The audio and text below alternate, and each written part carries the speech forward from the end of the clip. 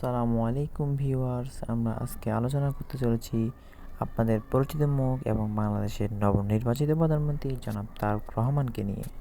তিনি বাংলাদেশ জাতীয়তাবাদী দলের অর্থাৎ বিএনপি চেয়ারম্যান। সাধারণত তিনি তারেক জিয়া নামে বেশি পরিচিত।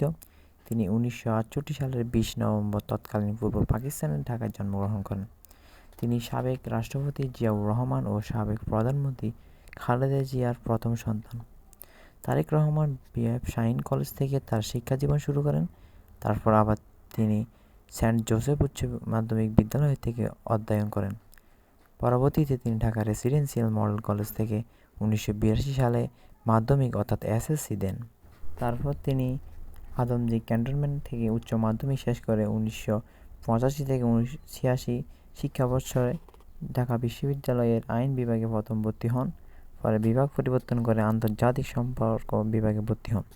তিনি স্যার সলিমুল্লাহ মুসলিম হলের শিক্ষার্থী ছিলেন, কিন্তু স্নাতক দ্বিতীয় বর্ষে পড়াকালীন তিনি বিশ্ববিদ্যালয়ের জীবনের ইতি ঘটিয়ে বস্ত্রশিল্প এবং নৌ-যোগাযোগ খাতে ব্যবসা শুরু করেন।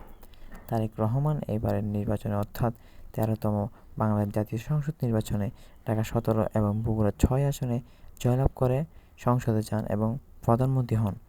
তিনি পরে বগুড়া 6 আসনটি ছেড়ে দেন। পিতা জিয়াউর রহমানের প্রতিষ্ঠিত বাংলাদেশ জাতীয়তাবাদী দলের বগুড়া কমিটির সদস্য হিসেবে যোগদান করে তারেক রহমানের রাজনৈতিক জীবন শুরু হয়। আনুষ্ঠানিকভাবে সংগঠনে যোগ দেওয়ার পূর্বে তিনি রাজনীতিতে বেশ সক্রিয় ছিলেন। 1991 সালের জাতীয় সংসদ নির্বাচনের আগে তারেক রহমান তার মা খালেদা জিয়ার সহচর হিসেবে সারা দেশে নির্বাচনী প্রচারণায় অংশ নেন। 2001 সালের নির্বাচনী প্রচারণায়ও তিনি অংশ নেন। মূলত 2001 সালের প্রচারণায় অংশগ্রহণের মাধ্যমে তিনি রাজনীতিতে সক্রিয় আগমন ঘটান। 1994 সালের 3 ফেব্রুয়ারি তারেক রহমানের সাথে জোবাইদা রহমানের বিয়ে হয়। জোবাইদা রহমান হলেও সাবেক নৌবাহিনী প্রধান রিয়ার অ্যাডমিরাল মাহবুব আলী খান এর মেয়ে। তারেক ও জোবাইদা দম্পতির জাইমা রহমান নামে এক সন্তান রয়েছে।